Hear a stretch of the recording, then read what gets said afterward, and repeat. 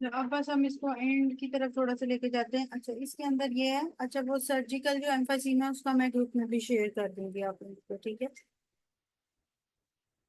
अच्छा ठीक है, ओके। अच्छा, 154, a patient has damage to a nerve damage from the dorsal surface of the left side of the brainstem. What will be defect in this patient? तो left sided loss of इंटॉर्जन। अब ये dorsal side of the brainstem की क्यों बात करता है, ये बात आप लोगों ने याद रखनी है कि सिर्फ the only nerve that rise from the dorsal surface of the brainstem is the trochlear nerve. Only nerve that rise from the dorsal surface of the brain stem. जब मैं पिक्चर बना के दिखाऊंगी ब्रेन स्टेम की तो मैं ये बताऊंगी आप लोगों को कि ट्रोक्लियर नर्व जो है वो कहाँ से ओरिजिनेट करी है। वो मिड ब्रेन के ओनली, मिड ब्रेन में 3 और 4 नर्व होती है और ट्रोक्लियर नर्व सिर्फ वाहिद नर्व होती है जो कि dorsal surface of the mid brain से आती है, ठीक है। सही है। अच्छा, अब जो एमसीक्यूज हैं वो हैं तकरीबन 258 तक। और मेरा दिल था कि आज जो है ये हमारी पैथो जो है वो डिस्कस हो जाए, 2:30 तक क्लास कंटिन्यू कर लें आप लोग, मिलेंगे अभी ताकि 2:30 तक थोड़े बहुत एमसीक्यू हो जाए। कोई इशू तो नहीं, क्योंकि आप लोगों की एनआरई की क्लास तो 3:30 पे है, राइट? ऐसे ही है। एग्जॉस्ट तो नहीं हो गए? एग्जॉस्ट हो गए?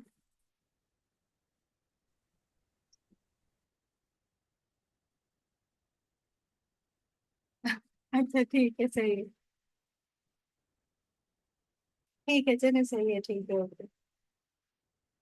ठीक है, सही है, यहाँ तक समझ आ गई है। ओके ओके, 2 घंटे से तो वाकई पढ़ रहे हैं हम, एग्जॉस्ट होने का यहाँ तक समझ आ गई सबको।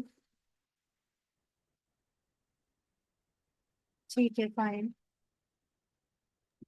मैडम वो वेबर वाला जरा दोबारा बता दें एमसीक्यू। हाँ, वो वो वेब एक तो है। मैडम, एक आपने कहा था कि मतलब क्या कहते हैं लाउड नॉइस में जो है मैडम ऑटोस्क्लेरोसिस का वो है, और दूसरी तरफ आपने कहा था कि एक दूसरा एमसीक्यू है कि जिसमें लो साउंड की फ्रिक्वेंसी में डिफिकल्टी होती है, तो आइदर ये दोनों डिफरेंट है एक ही चीजें बात मतलब। होती है, लो फ्रीक्वेंसी की जो साउंड होती है वो लाउड साउंड होती है, ठीक है।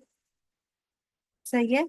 एक बात ये, दूसरी आपने वेबर्स और रेनन में ये होता है कि वेबर जब पॉजिटिव होता है तो वो कंडक्टिव हेयरिंग लॉस में होता है। वेबर पॉजिटिव का मतलब ये होता है कि जो कान खराब है उसी की तरफ ही वेबर जो है वो लैटरलाइज करे, ठीक है। जब हम ट्यूनिंग फॉर्क को स्ट्रोक करके रखें और जो कान खराब है उसी की तरफ आवाज जो है वो कम जाए तो ये वेबर्स पॉजिटिव है, ये कंडक्टिव हेयरिंग लॉस में होता है। और रेनी पॉजिटिव का मतलब होता है सेंसर हेयरिंग लॉस। रेनी पॉजिटिव का मतलब ये कि जो हमारे पास अगर हमने पहले बोन को स्ट्राइक किया और आगे रखा, एयर कंडक्शन को किया और फिर बोन को किया तो बोन कंडक्शन उसमें ज्यादा आ रही होती है। और अगर रेनी पॉजिटिव होता है तो सेंसोनोरिक हेयरिंग लॉस होती है, ठीक है। लेकिन वेबर में कंडक्टिव हेयरिंग लॉस होती है। तो जब भी वो वेबर की बात करें कि lateralize to the bone that is damaged and Rinne is negative तो ये कंडक्टिव हेयरिंग लॉस की बात करेगा, ठीक है।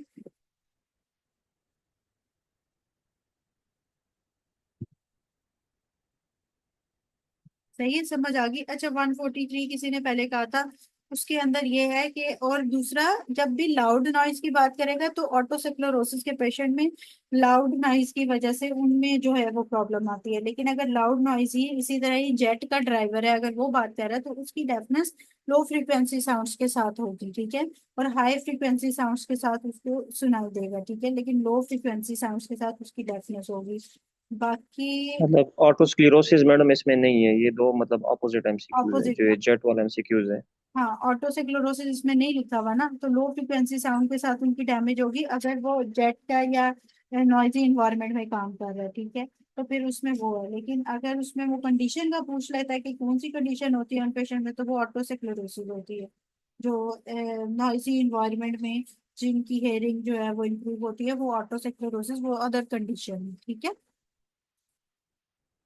वो एक कंडीशन है जो नॉइजी एनवायरनमेंट में भी लोगों को जो है वो हेयरिंग इंप्रूवमेंट आ रही होती है और आहिस्ता बोल रहे हो तो उनको समझ नहीं आ रही होती, तो वो एक कंडीशन है ऑटोसेक्लोरोसिस, डिजीज फॉर्म में आ जाता है। बाकी किसी ने वो क्वेश्चन नंबर 143 किया था सर्जिकल एम्फाइसीमा का।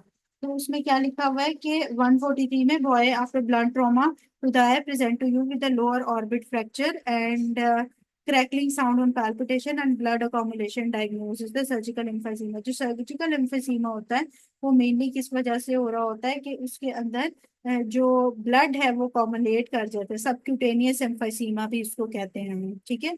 जो सबक्यूटेनियस एरिया होता है वहां पे भी ब्लड अकोमुलेट कर जाता है, ठीक है, तो उसको सर्जिकल एम्फाइसीमा या सबक्यूटेनियस एम्फाइसीमा कहते हैं।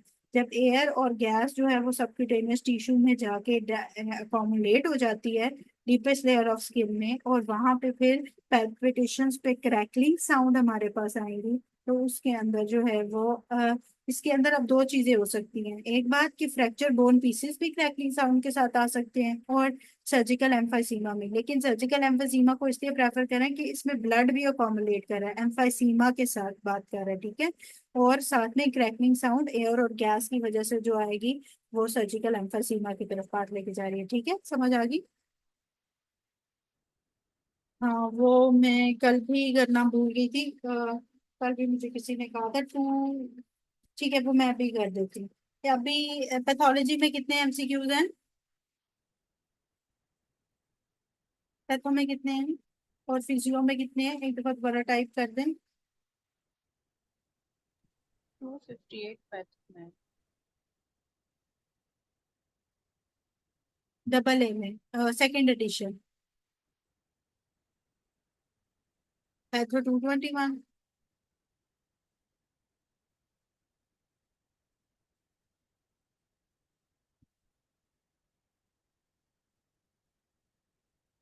ठीक है पैथो के 221।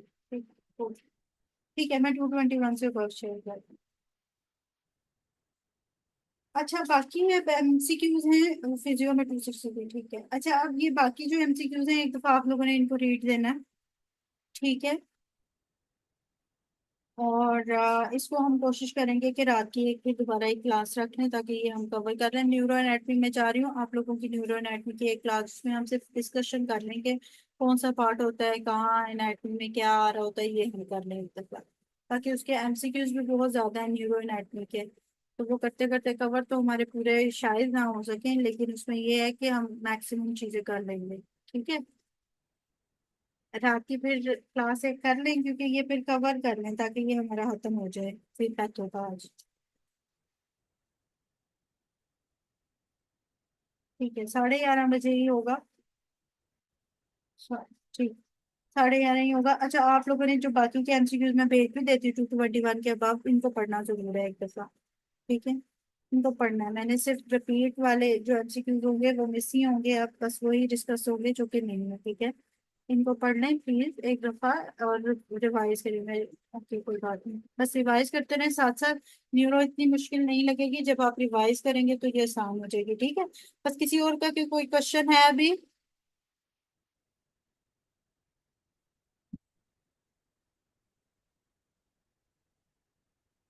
ओके ठीक है फिर, सही है। पैथोलॉजी आज जितनी ही करनी थी हमने, हम रात के वक्त अब 11:30 में लिंक शेयर करेंगे इंशाल्लाह, फिर ज्वाइन करेंगे। ओके अल्लाह हाफिज।